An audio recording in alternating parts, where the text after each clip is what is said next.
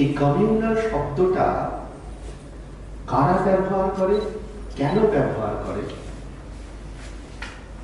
এবং যাদের ওপর ব্যবহার করে তারা সেটা অনেক সময় স্বীকার করে, অনেক সময় অস্বীকার করতে চেষ্টা করে কৃত্রিমভাবে।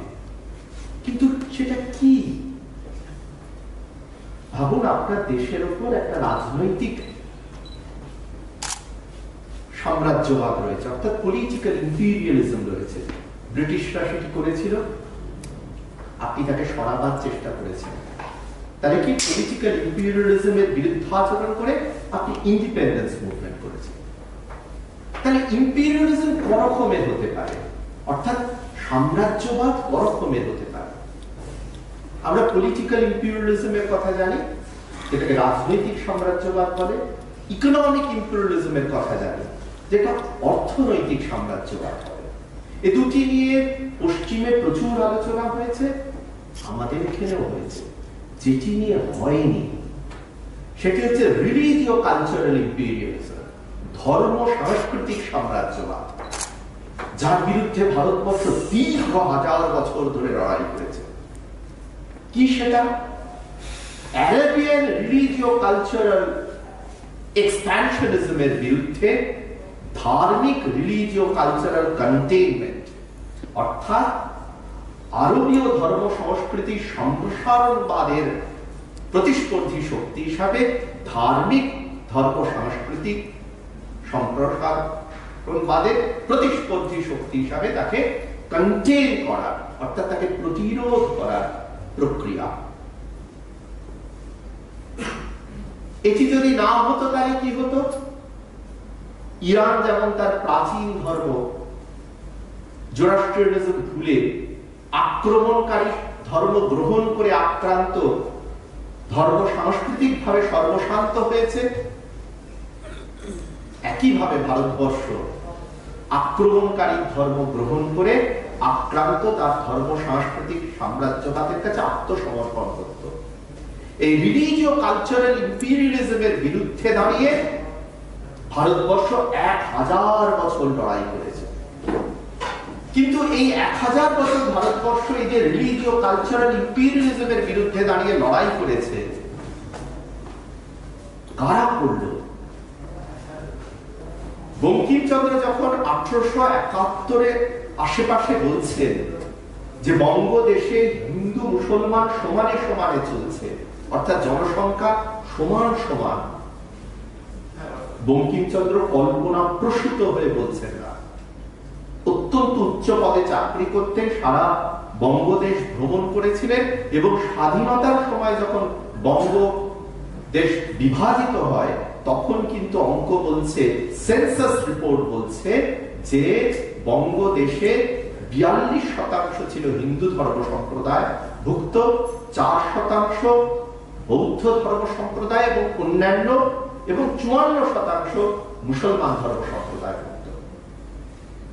শ্যামাপ্রসাদ মুখোপাধ্যায়ের গুরুত্ব সেখানেই যে ধর্ম সাংস্কৃতিক সাম্রাজ্যবাদের বিরুদ্ধে দাঁড়িয়ে পলিটিক্যাল ইম্পিরিয়ালিজমের বিরুদ্ধে অনেকে কথা বলেছেন, ইকোনমিক ইম্পিরিয়ালিজমের বিরুদ্ধে অনেকে কথা বলেছেন, রাজনীতির জগতে he was the first person and the only person to speak on religio-cultural imperialism. এইখানেই তার ঐতিহাসিক গুরুত্ব, যে তিনি প্রথম এটি বুঝতে পেরেছিলেন এবং রাজনীতির অঙ্গনে সেটিকে প্রয়োগ করার চেষ্টা করেছিলেন, এবং তাকে সেই অনুপ্রেরণা কে দিয়েছিল? স্বামী প্রণবানন্দ, ভারত সেবাশ্রম সংঘের প্রতিষ্ঠাতা। শিক্ষা জগতেই থেকে যেতেন শ্যামাপ্রসাদ মুখোপাধ্যায়, রাজনীতির জগতে হয়তো আসতেনই না। প্রণবানন্দজি ডেকে পাঠিয়েছিলেন, এবং হিন্দু সম্প্রদায়ের নেতা হিসাবে শ্যামাপ্রসাদ মুখোপাধ্যায়কে প্রথম স্বীকৃতি কে দিয়েছিলেন? স্বামী প্রণবানন্দ। তাই এই রিলিজিও কালচারাল ইম্পিরিয়ালিজম যে কথাটা অনির্বাণবাবু প্রথম অত্যন্ত শুদ্ধতার সঙ্গে বলেছেন যে তাকে কমিউনাল বলা হতো, তিনি কমিউনাল ছিলেন না। তিনি কি ছিলেন? রিলিজিও কালচারাল ইম্পিরিয়ালিজমের বিরুদ্ধে দাঁড়িয়ে প্রতিস্পর্ধী শক্তিটাকে গড়ে তুলতে চেষ্টা করেছিলেন। এবং সেই শক্তিটাই ছিল ভারতীয় জনসংঘ, পরবর্তী সময়ের ভারতীয় জনতা পার্টি। 21শে অক্টোবর তার সূচনা হয়েছিল যাত্রা। থেকেই যেতে পারতেন মন্ত্রিসভায়। আজকাল তো পলিটিক্যাল কালচার হচ্ছে জোর করে না সরিয়ে দিলে কেউ মন্ত্রিত্ব ছাড়তে চায় না। শ্যামাপ্রসাদ মুখোপাধ্যায় স্বইচ্ছায় ছেড়ে দিয়েছিলেন, থাকতেই পারতেন, সন্ধি করে থেকেই যেতে পারতেন, করেনি। এইবার কেন করেন? আমি রাজনীতির অঙ্গনে যাচ্ছি না, যেহেতু আজকে রাজনৈতিক সভা নয়, রাজনীতির বিষয়ে যাচ্ছি না। সিম্পল আমি সেন্সাস রিপোর্টে যাচ্ছি, যে সেন্সাস রিপোর্টটি প্রকাশিত হয়েছে এই দক্ষিণ এশীয় সরকারগুলি দ্বারা।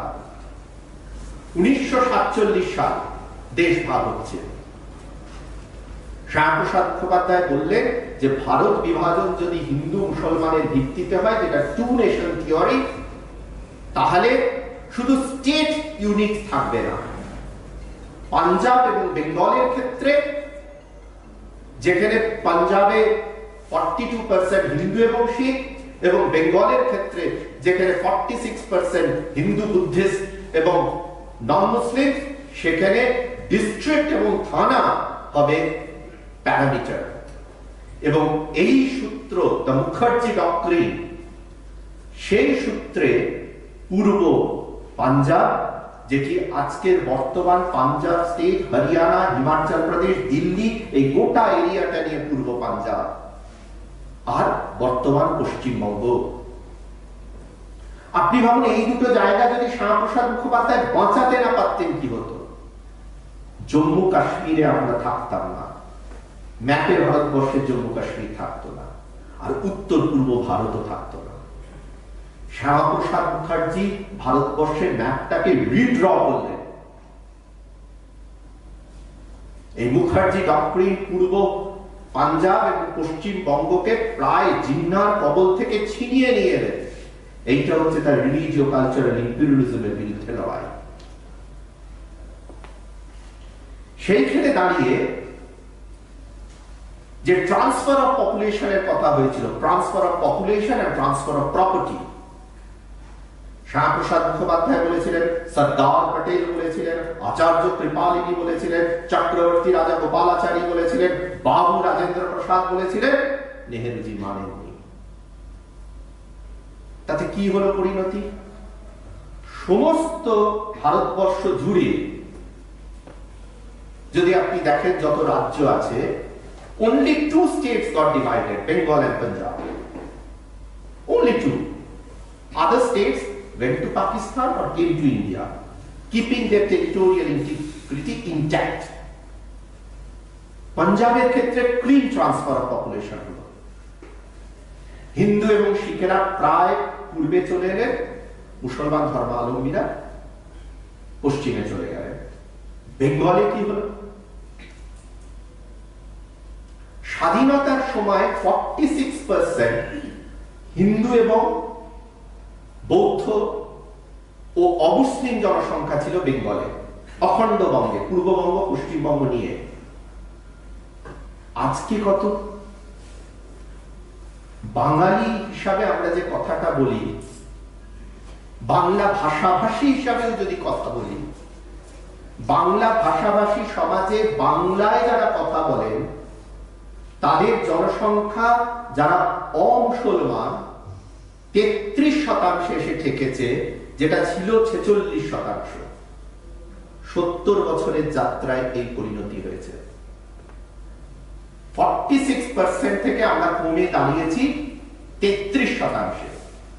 পূর্ববঙ্গে 1941 এর সেন্সাসে হিন্দু জনসংখ্যা was 28%। 1941 কেন বললাম? স্বাধীনতার আগে, সেটা হচ্ছে শেষ সেন্সাস। 51 এর জনসংখ্যা যদি ধরি পূর্ববঙ্গে, তাহলে হিন্দু জনসংখ্যা 22%। আজকে কত পূর্ববঙ্গে? 8%। পশ্চিমবঙ্গের কি অবস্থা? 1951 এ পশ্চিমবঙ্গে মুসলমান জনসংখ্যা 19%। আজকে কত? 2021 এ শেষ সেন্সাস রিপোর্ট ছিল 2011 এ 28%। তাহলে কি হয়েছে?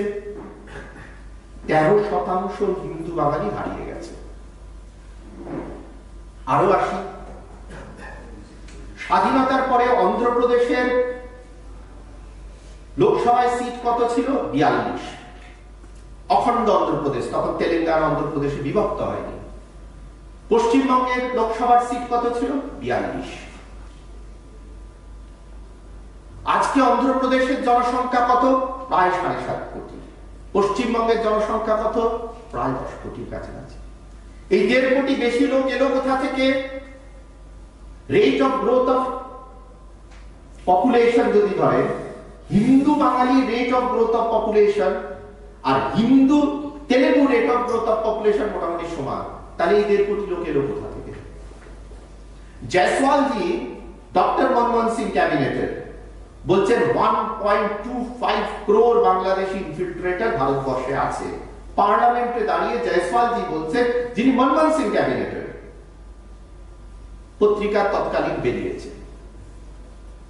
রিজ্জুজি যিনি এনডিএ গভর্নমেন্টের, তিনি বলছেন নিয়ারলি 2 crores।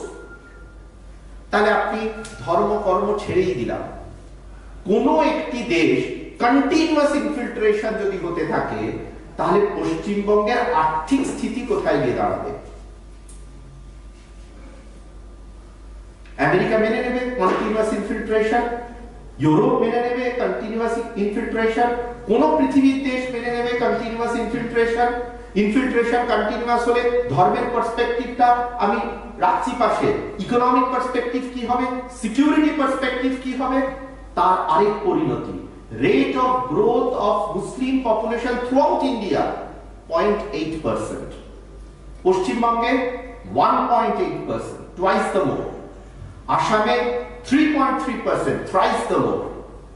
কি করে হচ্ছে? সারা ভারতবর্ষে একরকম, পশ্চিমবঙ্গে আরেক রকম, আসামে আরেক রকম।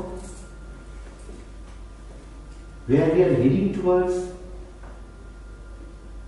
তাই এই রিলিজিও কালচারাল ইম্পেরিয়ালিজম এবং ডেমোক্রেটিক স্ট্রাকচারাল চেঞ্জ, এই দুইয়ের যে পরিণতি হতে যাবে সেটা শ্যামাপ্রসাদ মুখোপাধ্যায় বুঝতে পেরেছিলেন, বহু আগে বুঝতে পেরেছিলেন। এবং যারা ভারতবর্ষকে শুধু একটা অপরচুনিটি মনে করে, অর্থাৎ ভারতবর্ষে থাকবো, এখানে রোজগার করবো, রোজগার করে ছেলে মেয়েকে বাইরে পাঠিয়ে দেবো, শেষ হয়ে গেল, তাদের কাছে ভারতবর্ষ একটা অপরচুনিটি। আমাদের কাছে ভারতবর্ষ একটা মা, মাকে বিক্রি করা যাবে না। কেন মা? আমাদের ব্রিটিশ মাতা বলে কিছু নেই, আমেরিকান মাতা বলে কিছু নেই, কিন্তু আমাদের ভারতবর্ষে বন্দে মাতরম যে গানটি দিয়ে শুরু করলেন সুমন বাবু, ভারত মাতা বলে আছে। আচ্ছা, আমি একটা ছোট্ট প্রশ্ন করি, আমি যদি আজ থেকে 1200 বছর আগে চলে যাই, আমি বাঙালি নয়, অনির্বাণ বাবু নয়, কারণ প্রাচ্য বিদ্যা অর্ণব নগেন্দ্রনাথ বসু লিখছেন, তাহলে শ্যামাপ্রসাদ মুখোপাধ্যায় বাঙালি নন, সুভাষচন্দ্র বসু বাঙালি নন, বঙ্কিমচন্দ্র চট্টোপাধ্যায় বাঙালি নন, স্বয়ং রবীন্দ্রনাথ তারে বাঙালি নন। কেন? প্রাচ্য বিদ্যা অর্ণব নগেন্দ্রনাথ বসু লিখছেন, বঙ্গদেশে পঞ্চ ব্রাহ্মণ পঞ্চ কায়স্থ এলো। কেই পঞ্চ ব্রাহ্মণ পঞ্চ কায়স্থ এলো? কোথা থেকে এলো? না, উত্তরপ্রদেশের কনক কুঞ্জ থেকে এলো। আমরা সব কনৌজ থেকে এলাম। কি তারা কে হলো? ভট্টনারায়ণ শাণ্ডিল্য, তিনি বন্দগ্রামের উপাধ্যায় হলেন বলে বন্দ্যোপাধ্যায়, বন্দ্যোপাধ্যায়রা দেখবেন বলে শাণ্ডিল্য গোত্র। তার পূর্বপুরুষ ভট্টনারায়ণ শাণ্ডিল্য এসেছিল কনৌজ থেকে। তাহলে কি হলো? 1200 বছর আগে ইউপির লোক আজকে সব জিনিস ইউপিকেই গালাগালি দিচ্ছে। 1200 বছর আগে পূর্বপুরুষ উত্তরপ্রদেশ থেকে এসেছিল। অনির্বাণ বাবুর পূর্বপুরুষ দেখুন, ওনাকে জিজ্ঞেস করুন, সাবর্ণ গোত্র, যিনি এসেছিলেন বেদকর্ম সাবর্ণ, গাঙ্গুর গ্রামের উপাধ্যায় গঙ্গোপাধ্যায়। তাহলে উনি উত্তরপ্রদেশের লোক অরিজিনালি। আমিও তাহলে তাই, আমার পূর্বপুরুষ ছিলেন যিনি এসেছিলেন সোমেশ্বর ঘোষ, শোকালী গোত্র, পঞ্চব্রাহ্মণের সঙ্গে যে পঞ্চকায়স্থ এসেছিলেন, বন্দ্যোপাধ্যায়, মুখোপাধ্যায়, চট্টোপাধ্যায়, গঙ্গোপাধ্যায়, ঘোষাল। বন্দ্যোপাধ্যায়রা শাণ্ডিল্য গোত্র, মুখোপাধ্যায়রা ভরদ্বাজ গোত্র, গঙ্গোপাধ্যায়রা সাবর্ণ গোত্র, ঘোষালরা বাৎস গোত্র, চট্টোপাধ্যায়রা কাশ্যপ গোত্র। শ্রীরামকৃষ্ণদেব চট্টোপাধ্যায়, মা শারদামণি মুখোপাধ্যায়, এদের সঙ্গে পঞ্চকায়স্থ এসেছিল। ঘোষ, বোস, গুহ, মিত্র, দত্ত। ঘোষ শৌকালীন গোত্র, বোস গৌতম গোত্র, মিত্র বিশ্বামিত্র গোত্র, গুহ কাশ্যপ গোত্র, দত্তের একাধিক গোত্র। তারা স্বামী বিবেকানন্দ দত্ত, শ্রীরামকৃষ্ণদেব চট্টোপাধ্যায়, বঙ্কিমচন্দ্র চট্টোপাধ্যায়, শ্যামাপ্রসাদ মুখোপাধ্যায়, সুভাষচন্দ্র বোস, ঋষি অরবিন্দ ঘোষ। তারা থাকছে কে? তাই এই যে ভারতবর্ষ থেকে পশ্চিমবঙ্গকে ডিসকানেক্ট করে দেওয়ার যে চেষ্টা, সেটা আরেকটা এটাকে পূর্ববঙ্গের অর্থাৎ বাংলাদেশের গর্ভে ঢুকিয়ে দেওয়া।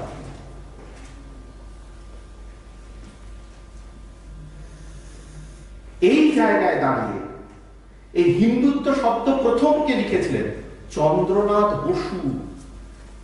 বীর সাভারকার এনেছেন, পূর্ব পশ্চিম থেকে এসছে, মারাঠিরা এনেছেন, বিহারিরা এনেছেন। প্রথম বইটা লিখেছিল কে? শব্দটাই কি? who turned the terminology Hindutva? From where the term came? It came from Chandranath Bosu. He was a student of Presidency College, one of the most brilliant students of the Presidency College. বীর সাভারকার তার অনেক পরে ওই শব্দটা নিয়েছিলেন, তারও পরে নিয়েছিলেন শ্যামাপ্রসাদ মুখোপাধ্যায়। চন্দ্রনাথ বোসকে ভুলে গেছে, কারণ ইফরান হাবিব, রমিলা থাপা, রামচন্দ্র গুহ এনারা দায়িত্ব নিয়ে ভুলিয়ে দিয়েছেন।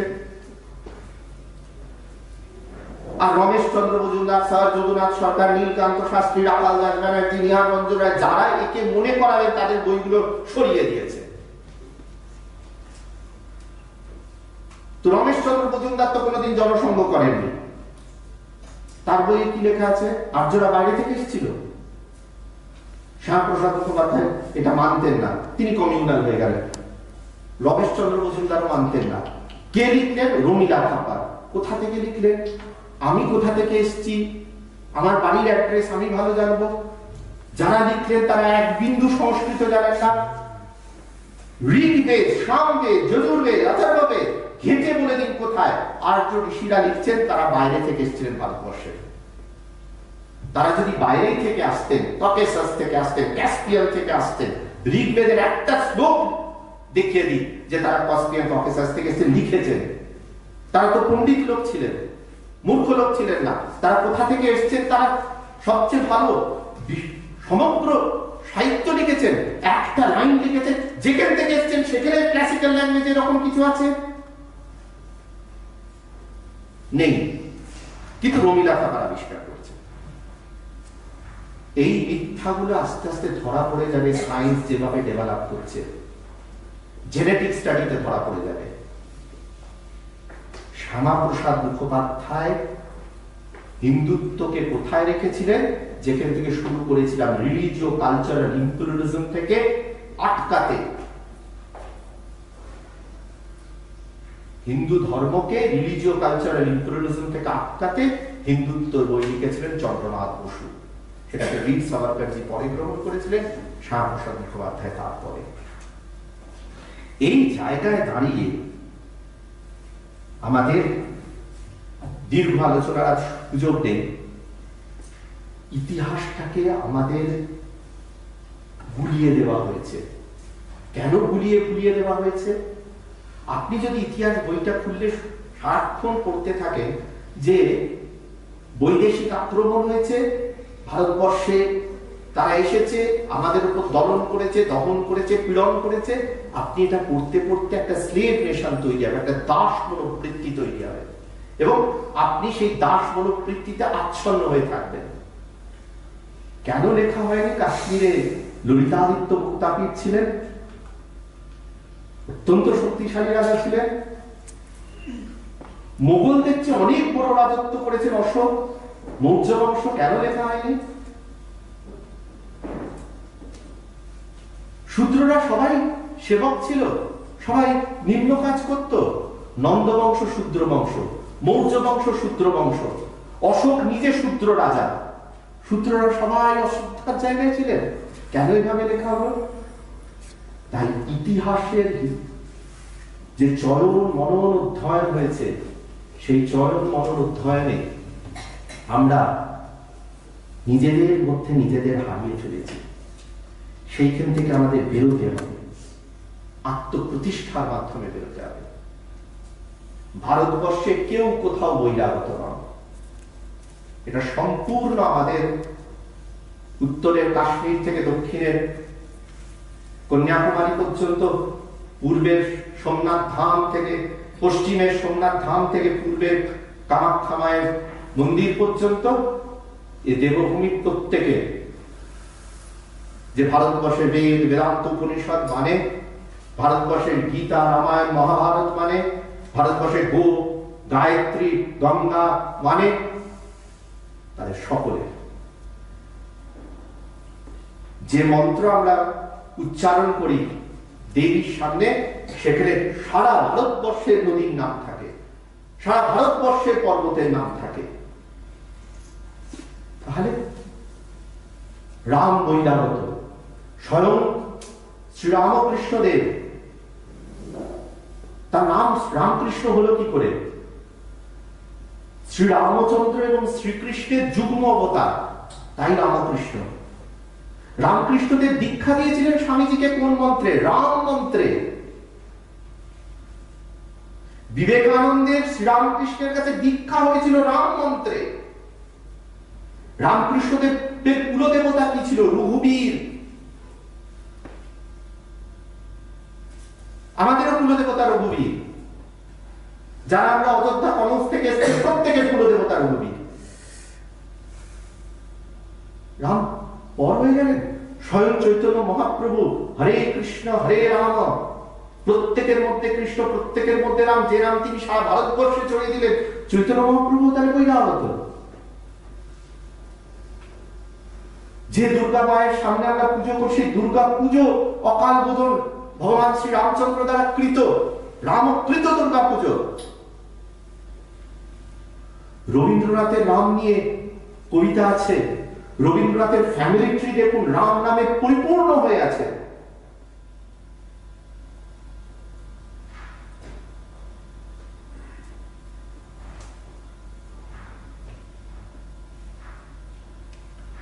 তাই বিরোধ লাগাবার চেষ্টা কেন ঘরের মধ্যে?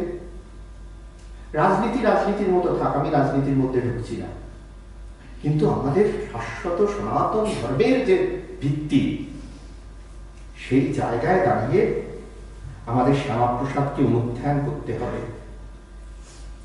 আজকে আর দীর্ঘ বক্তৃতায় যাব না, কিন্তু আমাদের প্রত্যেককে অনুরোধ করবো, আজকে যারা এসছেন, চন্দ্রনাথ বসুর হিন্দুত্ব বইটাকে পড়ুন। হিন্দুত্ব শব্দটা বহিরাগত শব্দ নয়, এই বঙ্গে কলকাতায় বসে হুগলির ছেলে লিখেছিল।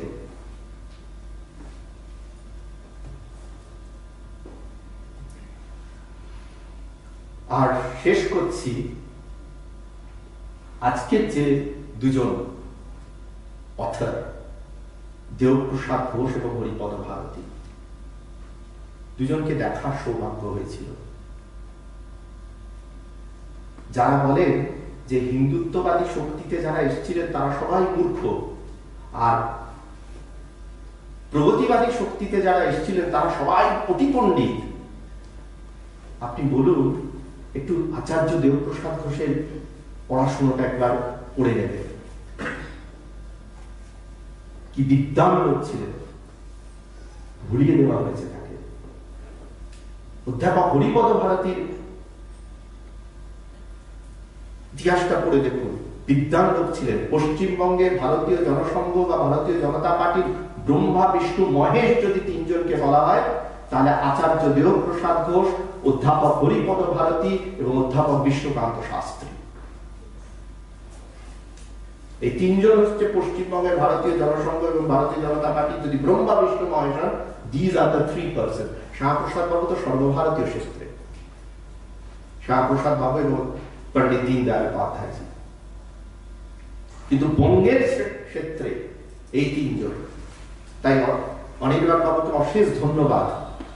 প্রায় ইতিহাসের অন্তরাল থেকে সুমন বাবু এই দুজনকে টেনে তুলেছেন এবং অনির্বাণ বাবু সর্বসমক্ষে সেটিকে উপস্থাপনার একটা ভদ্র ভব্য সুযোগ করে দিয়েছেন।